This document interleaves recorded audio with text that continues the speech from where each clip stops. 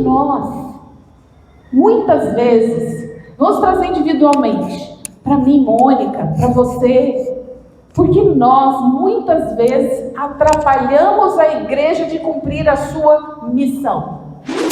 Jesus veio, trouxe um plano do céu, um plano que ele, junto com seu pai, diz que nem Lúcifer, inclusive, ficou irado, porque não pôde participar desse plano, dessa conversa íntima ali do pai e do filho. E aí ele veio nesse plano estabelecido pela divindade para nos salvar. E às vezes a gente acha que ele está aberto a ideias. Deus não está nem aí para a sua opinião, ele não quer a sua ideia. Ele não convidou você para vir à igreja, para vocês sentarem, fazer uma reunião de comissão e reelaborar o plano da salvação, irmãos. Como que diz assim, como tu fala isso para a igreja? Tudo que é bíblico pode ser falado, irmãos. Deus quer que nós sejamos santos como ele é santo. Só no ano 2050. Deus fala assim, mas vocês têm ido. Que já foi lá, né? Já tá lá. Vocês têm ido. Vocês têm levantado, colocado na justiça um contra o outro. O título da mensagem deste dia é: qual a função da igreja na sua vida? Vamos conversar um pouco sobre isso. Qual a função da igreja na sua vida, especificamente? E para começarmos a conversar sobre isso, eu gostaria de começar com uma pergunta. Qual é o significado de democracia? Quem fala para nós? O que é democracia? Pode falar, Lina. É quando o poder é do povo. Isso mesmo. É quando a vontade da maioria, né, é realizada. Então é um sistema de governo onde a vontade da maioria é o que deve prevalecer. E aí eu pergunto uma coisa para vocês. A igreja é democrática? Sim, alguns. Pode falar, eu estou perguntando. Pode falar o que você pensa. Então, assim, quando eu estou em comissões, eu vejo que é democrática. E algumas trevas. Você fala que quando você está em uma reunião de comissão, a igreja é democrática porque ela geralmente ela coloca para votar, né? Então, se tem 5, a vontade de 3 prevalece sobre a vontade dos 2. Se tiver 7, a vontade de 4 prevalece. Sempre assim. Realmente, ela falou a verdade. A igreja, ela é um ambiente democrático, onde prevalece a vontade da maioria em questões seculares. Se nós vamos decidir, nós vamos comprar os bancos da igreja esse ano ou no ano que vem? Vamos decidir pela vontade da maioria. Qual é o púlpito que nós vamos? Eu trouxe 2 modelos de púlpito aqui. Qual que vocês querem? Um vai votar no púlpito de madeira, o outro vai votar no púlpito de vidro. Vai prevalecer a vontade da maioria. Que cor nós vamos pintar as paredes dessa igreja? Vai ser de branco ou vai ser de bege? Vai prevalecer a vontade da maioria. Se chegar aqui o dirigente da igreja, ou mesmo o pastor, ou o missionário, e falar assim, nós vamos categoricamente pintar essa igreja agora com fundo preto. Nenhum de nós é obrigado a aceitar. Tem que saber o que é que a maioria pensa sobre o assunto.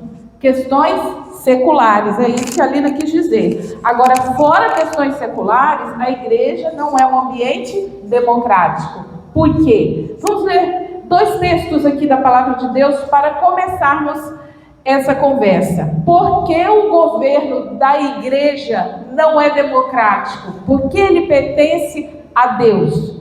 Neemias 9:6 diz o seguinte: Tu só és Senhor, tu fizeste o céu dos céus e todo o seu exército, a terra e tudo quanto nela há, os mares e tudo quanto neles há, e tu os guardas em vida a todos, e o exército dos céus te adora. Então esse texto de Neemias aponta que Deus é aquele que criou tudo e todos, por isso todos o adoram. Apocalipse 4:11 diz assim, olha, digno és, Senhor, de receber glória, honra e poder, porque tu criaste todas as coisas, e por tua vontade são e foram criadas. Por isso o governo da igreja pertence a Deus, porque Ele é o Criador de todas as coisas. Irmãos, prestem atenção. A carta que rege nossa forma de governo é qual? A Bíblia. A carta que rege a nossa forma de governo é a Bíblia. A igreja precisa sempre, indiscutivelmente, sempre lembrar-se que na sua relação com Deus, ou seja, em seu relacionamento direto com Deus, a igreja está sob um governo teocrático. E sua função é buscar estabelecer a vontade de Deus na vida do seu povo. Qual a função da igreja? Qual a função da igreja? Estabelecer a vontade de Deus na vida do seu povo. Ela não tem outra função. Ela existe para que aquilo que é a nossa norma, a nossa regra, que é a Bíblia, seja estabelecida na vida do seu povo. E por isso ela tem como sistema de governo a teocracia. Então, se a função da igreja é estabelecer a vontade de Deus na vida do seu povo, qual é a vontade de Deus? Qual é a vontade de Deus para o seu povo? Vamos ler alguns textos que falam sobre essa afirmação e sobre a vontade de Deus. 1 Pedro 4:2. Para que no tempo que vos resta na carne, não vivais mais segundo as concupiscências dos homens, mas segundo a vontade de Deus. Romanos 12:2. Não se amoldem ao padrão deste mundo, mas transformem-se pela renovação da sua mente, para que sejam capazes de experimentar e comprovar a boa, agradável e perfeita vontade de Deus. 1 João 2,17. O mundo e a sua cobiça passam, mas aquele que faz a vontade de Deus permanece para sempre. Mateus 7:21. Nem todo aquele que me diz Senhor, Senhor entrará no reino dos céus, mas apenas aquele que faz a vontade do meu Pai que está nos céus. 1 Tessalonicenses 4:2 e 3. Porque vós bem sabeis que mandamentos vos temos dados pelo Senhor Jesus, porque esta é a vontade de Deus, a vossa santificação. Efésios 1:4-6. Porque Deus nos escolheu nele, antes da criação do mundo, para sermos santos e irrepreensíveis em sua presença. Em amor nos predestinou para sermos adotados como filhos, por meio de Jesus Cristo, conforme o bom propósito da sua vontade, para o louvor da sua gloriosa graça, a qual nos deu gratuitamente no amado. 1 Pedro 2,15. Pois é da vontade de Deus que, praticando o bem, vocês silenciem a ignorância dos insensatos. Encontramos duas afirmações aqui, irmãos, nesses poucos textos que eu li. Primeiro, que realmente o que deve prevalecer é a vontade de Deus. E segundo, qual é a vontade de Deus, segundo os textos?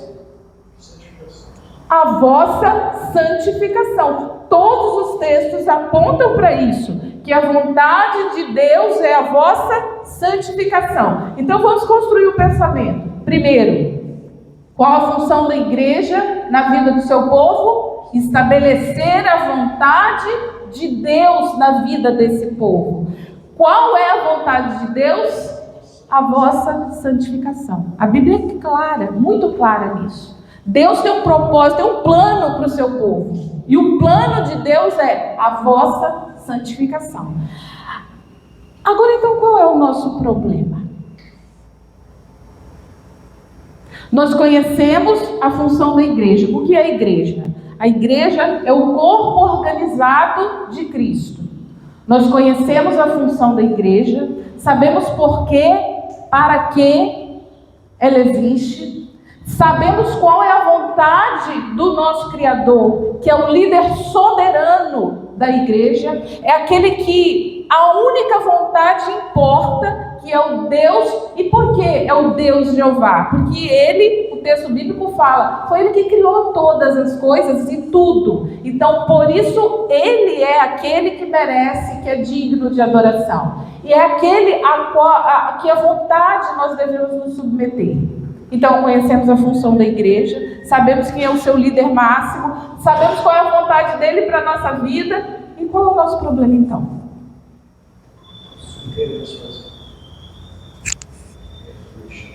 Por que nós, muitas vezes, vamos trazer individualmente, para mim, Mônica, para você, porque nós, muitas vezes, atrapalhamos a igreja de cumprir a sua missão? Vocês sabem, normalmente quando a gente assiste um culto, o pregador fala e a gente ouve. É assim que acontece. Mas comigo vocês sabem que não é assim. Eu falo, vocês falam também. Então, quando eu estou fazendo uma pergunta, não é uma pergunta introspectiva para você pensar sozinho, é para você compartilhar comigo. Porque muitas vezes, Edivaldo, você sozinho atrapalha a igreja de cumprir a sua missão. Às vezes eu quero fazer o seguinte, eu não quero cumprir regras. E quando nós passamos a fazer parte do corpo de Cristo, nós sabemos que nós entramos num sistema. E esse sistema a gente não quer obedecer, a gente não quer viciar. Lá na sua casa, me veio essa pergunta agora na minha cabeça. Lá na sua casa, tem regras ou não? Posso chegar lá, fazer o que eu quiser, do jeito que eu quiser, e está tudo bem. Na sua casa tem regras. As suas regras. Mas tem outras pessoas que moram na sua casa debaixo das suas regras. E não querem cumprir as suas regras. Às vezes tem que ser muito forte com tudo. Então, assim, não é só aqui na igreja que você não quer cumprir as regras, Edivaldo. Mas lá na sua casa, tem pessoas que não querem cumprir também as suas regras. E como é que você se sente quando isso acontece? Transtornado, irritado, volta chacoalhar assim, ó, você tem que fazer isso. Você quer chacoalhar e enfiar na cabeça daquela pessoa que ela deve fazer isso. E você determina regras porque você entende que essas regras são boas ou ruins para a sua casa. Você pensa que elas são boas. Irmãos, nós temos um problema com regras. Já perceberam isso? Então, a gente não gosta de regras, não é só da igreja. A gente não gosta de regras em lugar nenhum. A gente quer as regras da nossa casa, do nosso jeito, mas muitas vezes nós mesmos transgredimos as regras da nossa casa. Você nunca transgrediu as suas próprias regras? Então a gente transgride até as regras que nós mesmos estabelecemos para a nossa vida. É que nós queremos que os outros façam, mas nós mesmos não queremos fazer aquilo que eles fazem. A gente não quer fazer nada. A gente quer fazer só o que está na nossa cabeça. E a gente traz isso para a igreja. E os nossos filhos trazem isso para a igreja. Esse espírito de rebeldia é uma coisa que nasce com a gente. E se a gente não entender isso, a gente acha que quando nós tentamos mudar as regras estabelecidas dentro da igreja e alguém se levanta contra, está se levantando contra nós. Na realidade, está se levantando contra o nosso espírito rebelde. Porque a gente não quer que as regras da nossa casa sejam transgredidas. E Deus não quer que as regras da sua casa sejam transgredidas também. E a gente tem dificuldade de entender isso.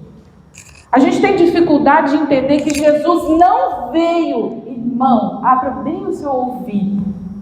Jesus não veio para pedir ideias para a gente, sabe? Às vezes a gente acha que a gente pode melhorar um pouquinho o plano da salvação. Já perceberam isso?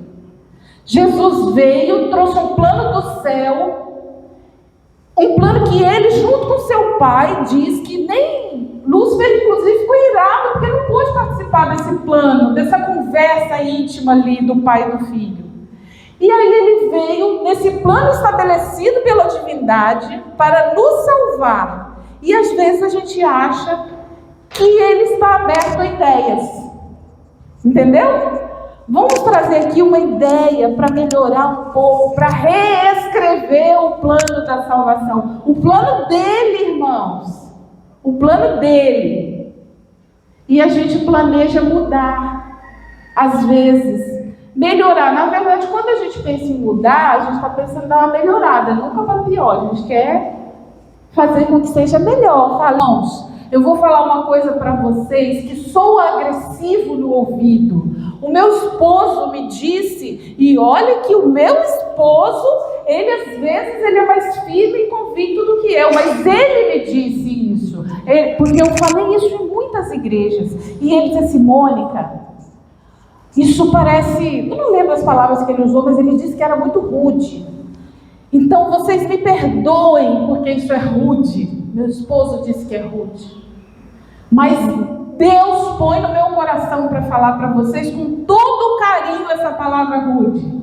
Deus não está nem aí para a sua opinião, Ele não quer a sua ideia. Ele não convidou você para vir à igreja, para vocês sentarem, fazer uma reunião de comissão e reelaborar o plano da salvação, irmãos.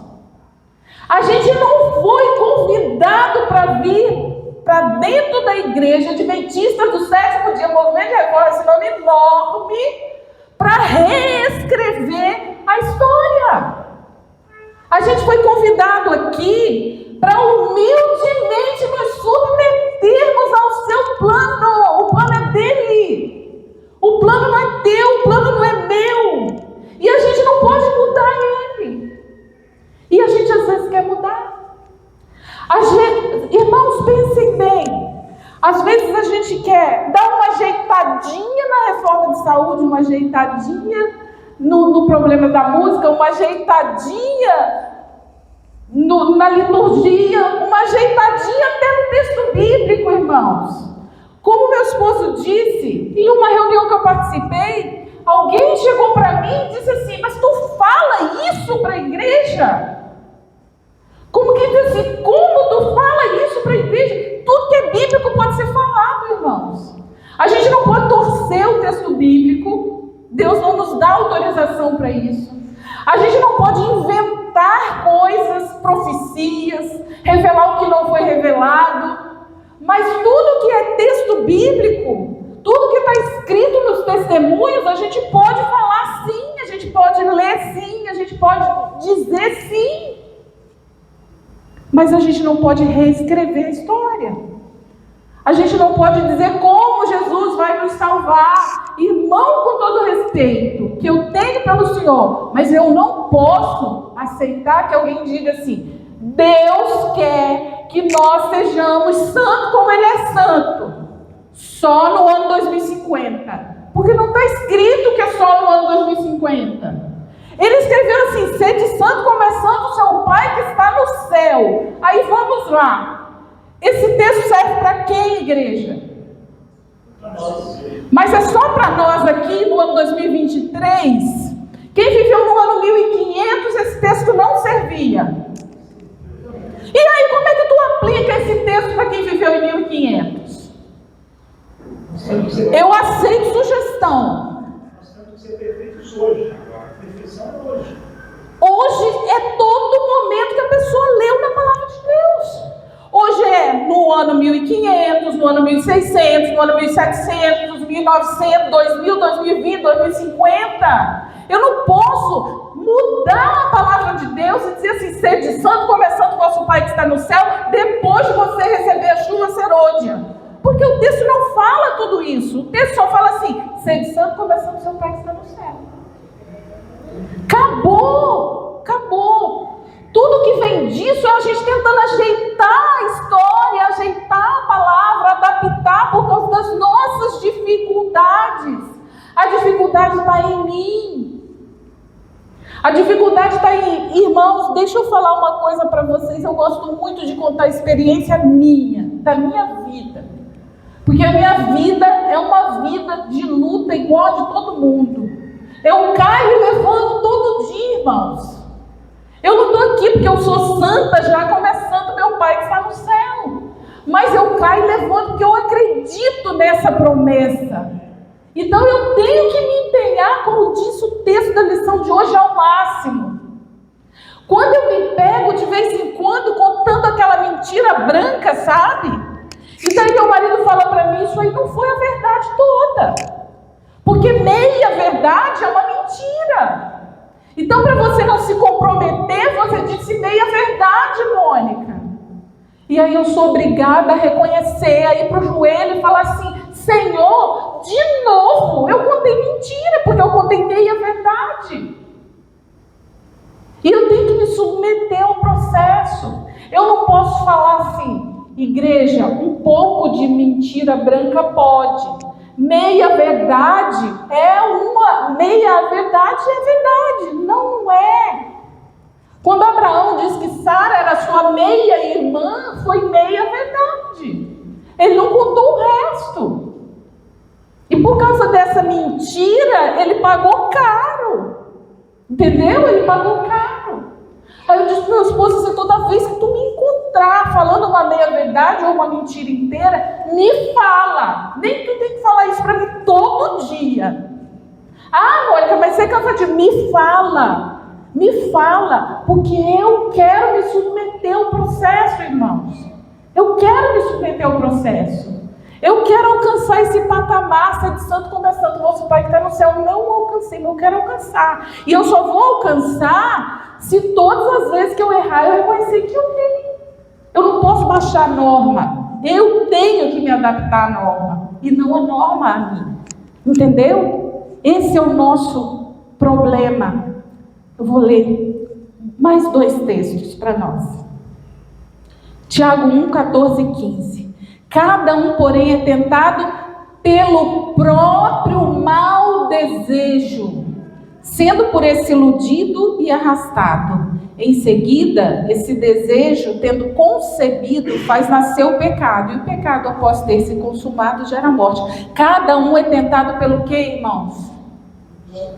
Pelo próprio mau desejo. Não é pelo desejo mau do outro. Porque quando a gente faz errado, quando a gente erra, aquela história que a gente conhece da justificação desde lá do Éden, é fácil falar assim, eu errei por causa do outro. Mas cada um é tentado e erra pelo próprio mau desejo. Não é pelo mau desejo do outro, é pelo próprio mau desejo do teu coração.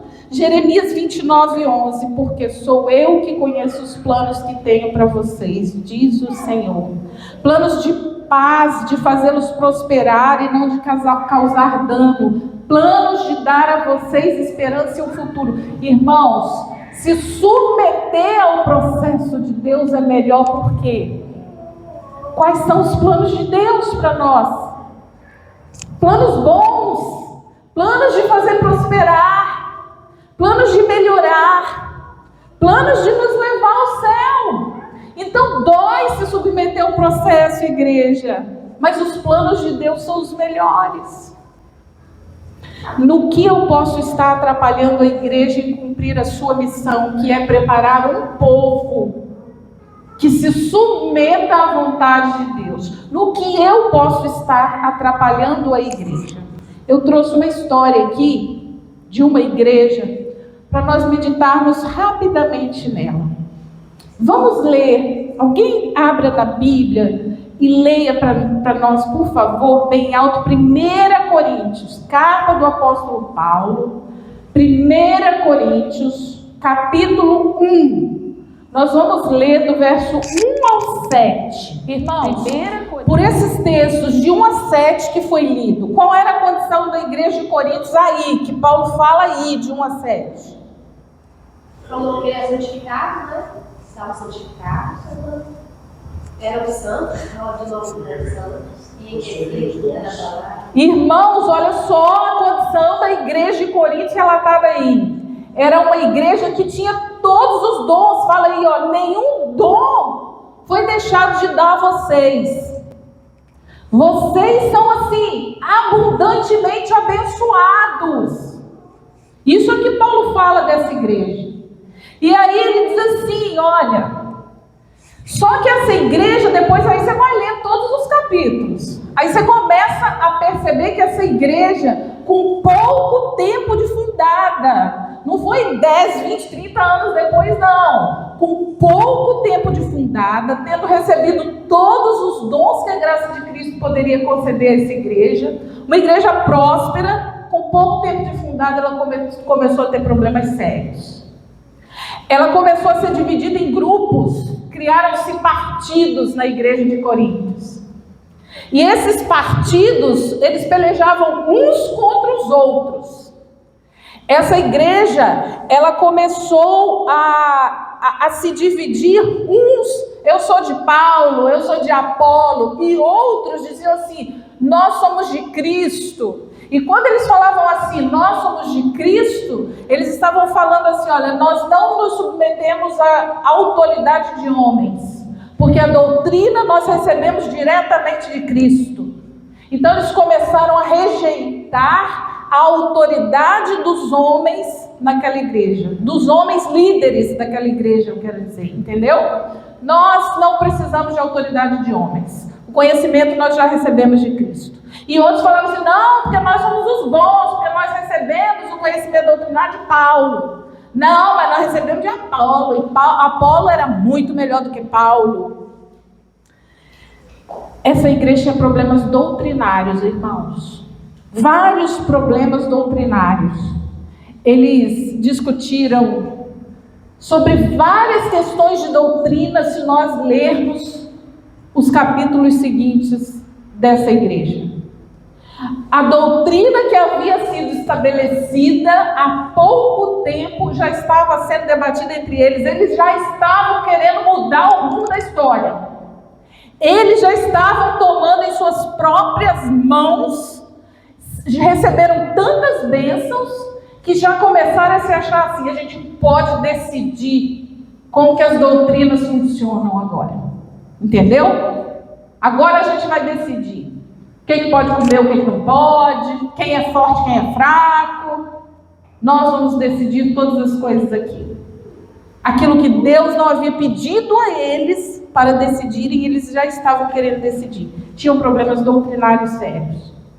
Se nós lermos, nós temos um tempinho. Acho que dá para a gente ler esse pedacinho. No capítulo 11, vamos dar um pulo lá para o capítulo 11. Dá tempo. Vamos ler de uma forma rápida, mas vamos ler de 1 ao 11. 1 Coríntios 11, de 1 a 11. Irmãos, essa parte do texto meio emblemática aí, né? Quando fala que a mulher não fale na igreja, mas que se cale e pergunte em casa ao marido. Olha só, alguns historiadores defendem que... Eu vou traduzir para as minhas palavras o que alguns historiadores defendem, tá? Algumas primeiras feministas já estavam se levantando na igreja. Algumas primeiras feministas já estavam querendo tumultuar a igreja de Corinto. E quando havia debate doutrinário, porque nós vemos nos capítulos anteriores que haviam questões doutrinárias sendo levantadas, muitas mulheres começaram a se levantar e a insuflar essa contenda, sabe? Colocar lenha na fogueira. É como se o pastor viesse aqui e falasse assim, olha, a lei de Deus determina tal coisa. Como falamos um pouco aqui no estudo da lição, na sexta-feira, nós devemos utilizar o dia de preparação para fazermos assim, assim, assim. Vamos deixar tudo pronto. 20 minutos antes nós devemos estar com a família reunida, não envolvidos mais em leitura de jornais, atividades seculares. E aí a irmã lá atrás levanta o dedo e fala assim, peraí, mas 20 minutos, por que tem que ser 20 minutos? Porque a lei de Deus fala do dia de preparação, mas não fala que é 20 minutos. Da onde o senhor está tirando que tem que ser 20 minutos cravado? E aí começava-se a tumultuar as reuniões, desafiando a autoridade daquele que ensinava, entendeu? Trazendo debates doutrinários além do que era necessário, e isso só fazia com que os problemas da igreja se agravassem. E aí Paulo chega e fala assim: olha, se você tem dúvida que precisa ser 20 minutos, se você tem dúvida que é isso que precisa ser feito no dia de preparação, se você tem dúvida se no sábado não é para você tomar banho, mas é para você aguardar passar o pôr do sol, se você tem dúvida que no sábado não é para você engraxar o seu sapato para ir à igreja, converse em casa com o seu marido. Entendeu? Esse é o contexto dessa discussão. Não é que a mulher não poderia estar reunida aqui na escola sabatina e responder as perguntas da lição, e conversar sobre a lição, e harmonizarmos os pensamentos, mas o contexto naquela época, o que aconteceu é o seguinte: a igreja está brigando, a igreja está com problemas doutrinários, a igreja está dividida e as irmãs não estão colaborando. As irmãs estão só colocando lenha na fogueira. Então façam um favor, converse em casa com o seu marido. Se você não entendeu o que foi ensinado aqui, não coloque lenha na fogueira, não tumultue. Chegue em casa e converse com ele. Tire suas dúvidas com ele. Mas não continue tumultuando. Esse era o contexto de falar assim, que as mulheres não falem na igreja, mas que aprendam em casa com o marido. Esse é o contexto. Mas a gente percebe então que tinham as primeiras feministas ali se insinuando e querendo: não, a palavra é minha, eu decido para que lado vai a doutrina. Sou eu que vou decidir. Não é mais a conferência geral reunida onde não tem uma mulher. Eu não estou lá. Não tem uma mulher lá. Por que a conferência geral reunida sem nenhuma mulher é a voz de Deus? Não, a gente precisa mudar isso. Então essas primeiras feministas estavam se insinuando ali, porque a direção doutrinária estava sim na mão dos homens. E elas estavam querendo tumultuar. E não era para tumultuar, entendeu? Esse é o contexto. Esse é o contexto. Agora, além de tudo isso, essa igreja também tinha problemas morais. Um problema moral. Tinha irmão processando outro no tribunal. Vamos ler 1 Coríntios capítulo 6? Vamos lá no capítulo 6, versos 4, 5 e 6. Primeira carta aos Coríntios, capítulo 6, o mesmo livro que estamos. Vamos ler o verso 4, 5 e 6. Irmãos, isso tem acontecido ou não tem acontecido? Isso tem acontecido e muito. Aí vamos lá. Esse irmão aqui, eu não sei o nome dele, seu esposo. Como? Zezinho. Então vamos lá, Zezinho. Ele mencionou na escola sabatina. Isso traz vergonha diante dos infiéis. Não foi isso que ele falou em determinado assunto? Vamos lá. Nós estamos evangelizando um juiz ou um advogado qualquer. E nos encontramos no tribunal com ele. Nós estamos pregando o amor de Cristo, a lei de Deus. A base do trono de Deus é amor, misericórdia, justiça. E aí nós estamos ensinando, fazendo estudo bíblico, evangelizando, ou um advogado ou um juiz, que a gente encontra com ele aí num tribunal qualquer aí.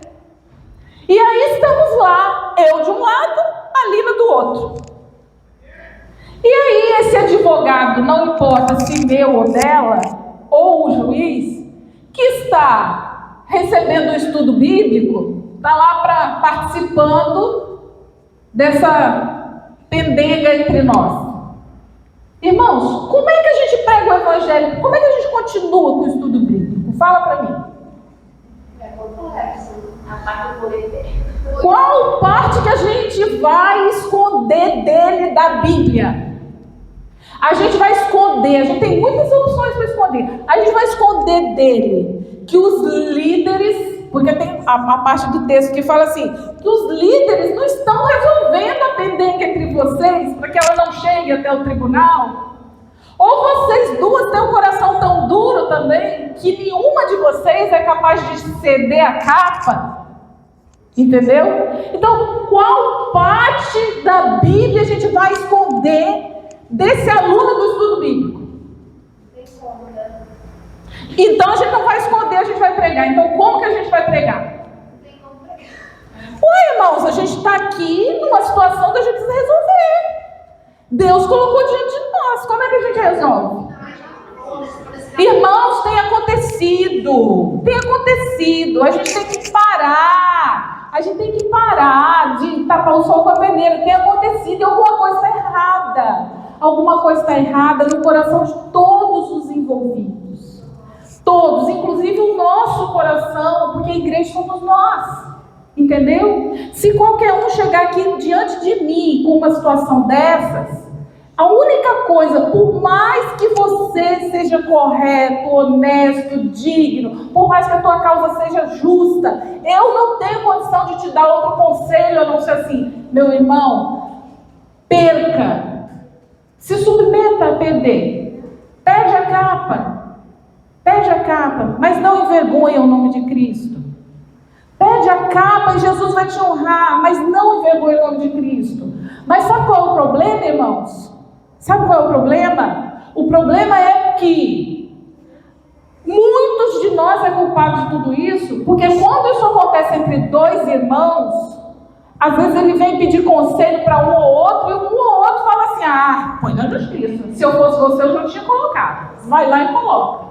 Então tu também é culpado, porque tu não dá o conselho certo, segundo a Bíblia. Tu fala assim, não, fez isso comigo, trabalhei para a Mônica, trabalhei lá no escritório da Mônica. Mônica ficou me devendo um pedacinho da rescisão. Não tem jeito não, eu quero essas horas extras e eu vou botar a Mônica na justiça.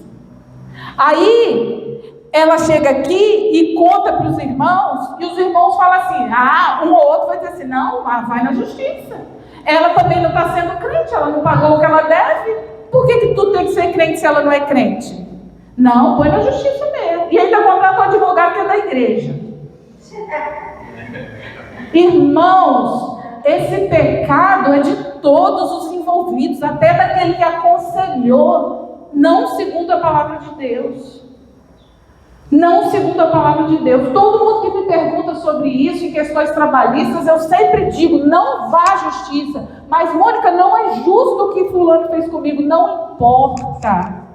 Tu tem que ser crente ainda que ele não seja. E mais, ainda ora por ele. A gente não pode reescrever o plano da redenção. A gente não pode reescrever a história. A gente não pode reescrever aquilo que Deus espera de nós. Está escrito, Paulo falou, vocês estão envergonhando o nome de Cristo. E ai daquele por quem veio o vitupério. Eu vou dizer uma coisa para vocês. Não só não podemos colocar na justiça, como ainda não podemos sair falando mal daquele que nos prejudicou. Não só não podemos colocar na justiça, como não podemos sair falando mal daquele que ficou nos devendo, daquele é caloteiro, é sem vergonha, é isso, é aquilo. Mas eles não falam o nome, eles ensinam o nome de quem era. Sim. Não podemos. Irmãos, não podemos. Não podemos, diante de Deus, não podemos fazer isso, ter esse comportamento. Essa é a segunda milha que Jesus te convida para andar. Essa é a segunda milha, irmãos. Mas a igreja não tomou providência. É certo que a igreja deveria sim tomar providência. É certo que a igreja deveria sim decidir essas contendas para não deixar que elas cheguem aos tribunais. É certo que a igreja deveria, mas ainda que ela não o faça, não cabe a nós fazermos aquilo que Deus não espera de nós. Tinha também problemas sexuais, irmãos. Lembram disso? Tinha um que tomou a mulher do próprio pai, a madrasta. Tinha problemas sexuais a igreja de Corinto. Tinha problemas sexuais. Tinha problema de prostituição a igreja de Corinto. Uma igreja recém-fundada, que foi abençoada com todos os dons, porque Paulo diz que não há nenhum dom que Deus não tenha poupado, todos deu àquela igreja. E a igreja tinha problemas morais, problemas sexuais, problemas de prostituição, problemas morais de um contra o outro, problemas facciosos, formando-se grupos, problemas doutrinários. Irmãos, que igreja difícil. Que igreja complicada. E Paulo, se vocês lerem lá no capítulo 5, ele não escreve repreendendo ou condenando os líderes daquela igreja. Paulo escreve a igreja toda.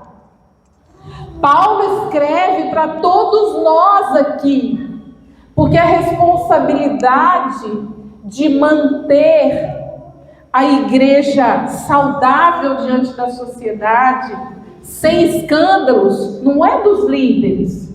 A responsabilidade é de quem, irmãos? É de todos nós aqui. De todos nós. Então Paulo fala à igreja, a cada um dos membros: olha, você que está trazendo escândalo para a igreja, que não está sabendo se comportar, carregando o nome de Cristo, ai de você. Não é ai do pastor, é ai de você. Não há para você a desculpa de dizer assim: ah, porque o pastor fez, porque o obreiro fez, ou porque ele não fez. O problema é teu, individual. O problema é teu. E para a gente concluir, aí eu pensei assim: qual é a carta? Quem é o dirigente aqui? Qual é a carta que o apóstolo Paulo enviaria para essa igreja, chegaria na sua mão e você viria aqui ler para essa igreja? O que Paulo escreveria para os irmãos aqui dessa igreja? Olha, irmãos, tem partidos aqui. Tem pais contra filhos. Tem mulher contra homem. Tem isso, tem aquilo. Tem os que são do pastor tal e os que são do pastor tal. Tem uns que defendem a doutrina e tem uns que se levantam contra ela. Como é que vocês receberiam essa carta do apóstolo Paulo? Qual seria o coração de vocês, igreja? Se o apóstolo Paulo enviasse a carta relatando os problemas de vocês, as soluções e o que ele espera de cada um de vocês, qual seria o seu comportamento? Como você receberia isso no seu coração? O que você faria para mudar a história dessa igreja? O apóstolo Paulo, no fim, lá no último capítulo, que é o 16, no finalzinho, ele fala assim: olha, saudação da minha própria mão, de Paulo. Se alguém não ama o Senhor Jesus Cristo, que seja anátema. A graça do Senhor Jesus Cristo seja convosco. Uma igreja problemática, e ele fala assim: olha, o meu amor seja com todos vós em Cristo Jesus, e amém. Era uma igreja problemática, tudo isso que a gente falou aqui. Mas Paulo diz assim: olha, o meu amor seja com vocês. Vocês têm problemas, e a gente viu que são problemas graves, mas o meu amor está com vocês. Eu amo vocês, igreja, com todos esses problemas. O que eu quero, o que eu escrevo, não é para o mal de vocês. Eu escrevo para que vocês mudem, porque o desejo de Jesus Cristo é salvar vocês. Então eu também, Paulo, amo vocês.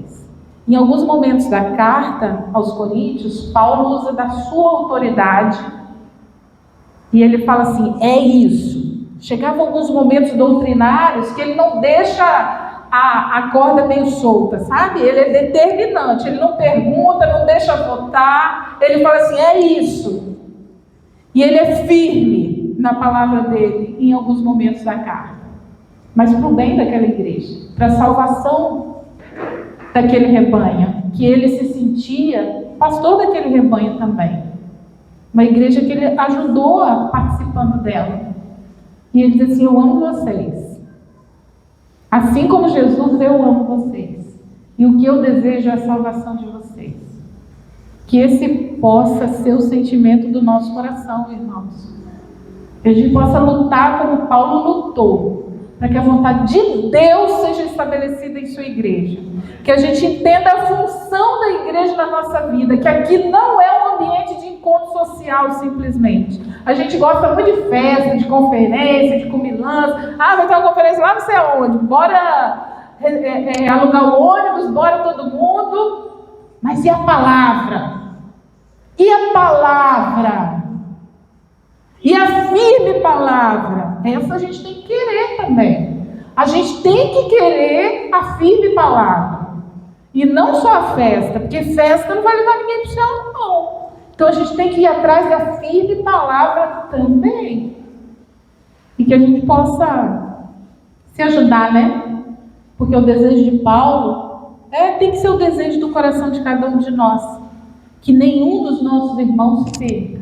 Primeiramente nós, nossa família, a gente possa contribuir para chegar ao céu. E também todos os irmãos que convivem conosco. Amém? Amém.